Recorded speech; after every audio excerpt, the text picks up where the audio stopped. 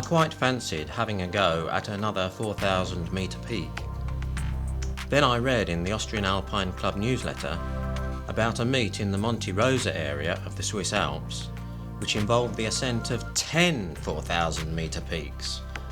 Could I do it?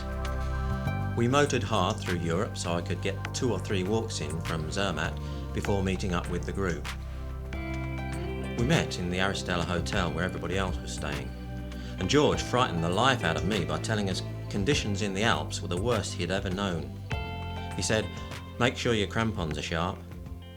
I knew mine weren't. We had 3 days walking together before going up to the huts. This was to acclimatise to the altitude and to get to know each other so rope teams could be organised. We did the Stockhorn, we did the Platthorn,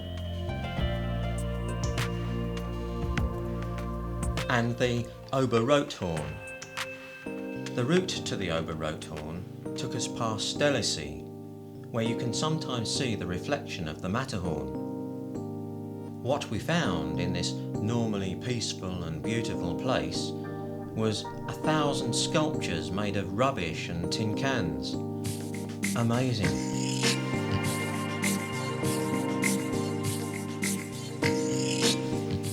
The tour proper started on Wednesday. We have a late start as we're only going to the Testagresia hut. The weather is good, but the forecast for tomorrow is poor, so George decides we should go for the Breithorn today. It's quite an easy climb, and the 4 rope teams stick pretty much together, but I wish we'd started earlier.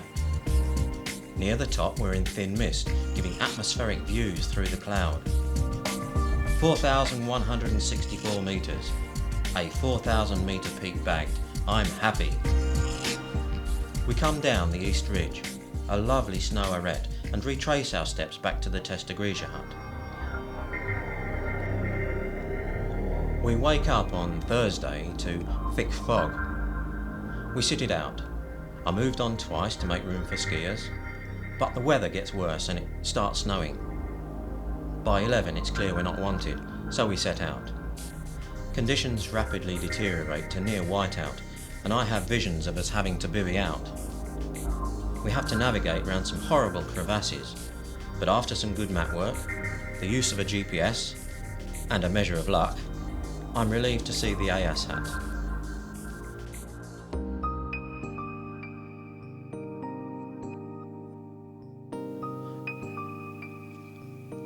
Friday.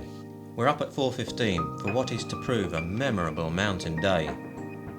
Now 4 ropes of 3, we go up the glacier to near the Zwillingsjoch, but cut up the rocks to gain the west ridge of Pollux. This isn't very pleasant, with loose scree, a couple of climbing pitches, and some quite awkward moves, the crux being a scramble across a bad step with an iron chain. Then we climb an easy but delightful snow ridge to the summit.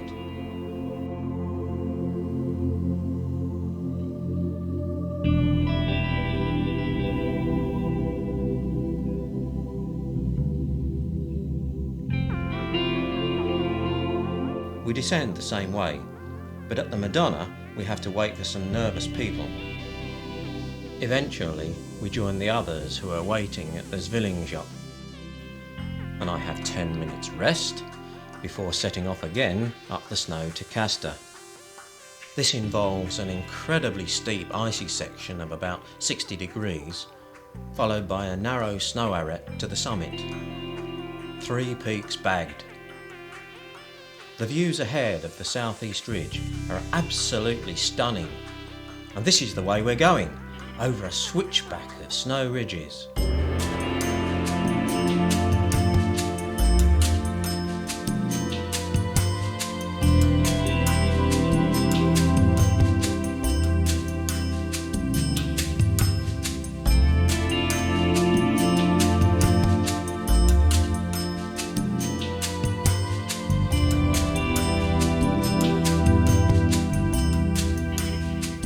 We get to the Quintina Cellar hut at 5:30 after a 12-hour day.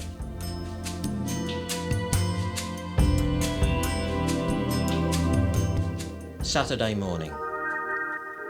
We're out at first light and up steep ice, then very steep ice, then very, very steep ice, when Charles says, "Did you hear that big crack?"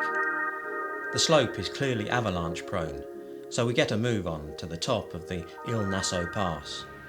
Here, laid out in front of us, is the most magnificent panorama of all the Monte Rosa peaks we're going to do in the next few days.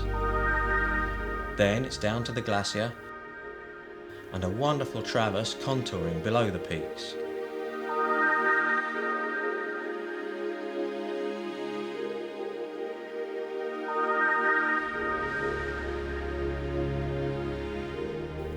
I'm going really strong, breathing easily, and legs not tired at all. The sessions at the gym seem to be paying off. We get to the Col Niveti, and 6 of us decide to go up the Zumsteinspitz today. Another very narrow ridge of snow, leading to 10 metres of rocks, then a lovely spacious summit with a Madonna, and fantastic views all round, but especially to the Matterhorn. Coming down, it's easier to walk gingerly along the crest of the arête to the col. The final pull is up a very steep slope to the Margarita hut. At over 4,500 metres, this is actually on top of the mountain, the Signalkuppe or Punta Niveti. It's unbelievable, sheer drops in all directions. That evening, there's a wonderful sunset over the Matterhorn, which I watch alone, as everybody else has gone to bed, exhausted.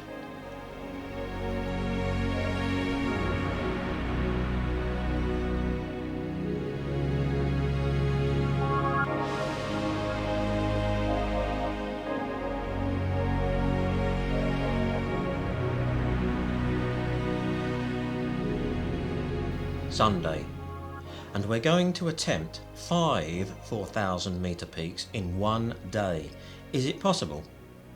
We have a lie-in till 5 AM. It's not too cold, another scorcher to come.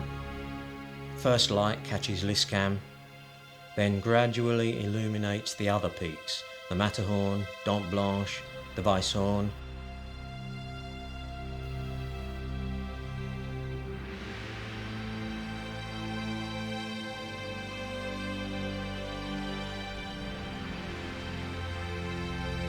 We walk down to the Col Niveti to start our traverse of the Parrotspitz.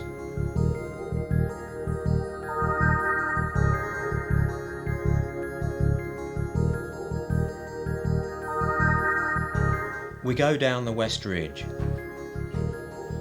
have to cross a bridge across the Bergschrund, and up steep snow to Ludwigshöhe. A shapely top and more views, especially on the Italian side, where serried ranks of ridges are laid out in front of us. We traverse this peak too, to the foot of the Schwarzhorn or Corno Nero. This looks scary, and 1 or 2 of the group decline. It's a vicious climb, very steep, starting with an overhang, on ice like steel, with an awkward exit at the top. How am I going to get down? I'm greatly relieved when we decide to abseil off. Now in full sun, we continue to the Vincent Pyramid, leaving our sacks at the bottom for a straightforward climb to a nice top.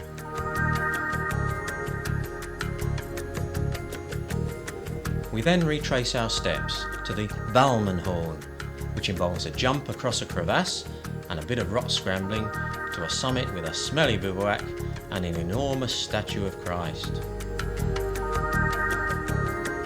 We've done 5 peaks today, and it's not 11 o'clock yet. So that's 10 4,000 metre peaks. Nope, 11. We've still got to climb back up to the Margarita hut on the Signalkuppe again. It's another beautiful evening.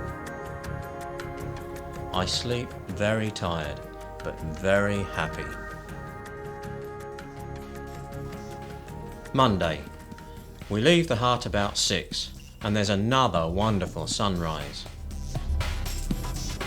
The views down to the Zermatt Valley are superb. pleasant walk down to the Grenz Glacier lulls me into a false sense of security as we come to a maze of crevasses. We have to zigzag through these, and at one awkward spot we have to climb down, across a snow bridge and up the other side.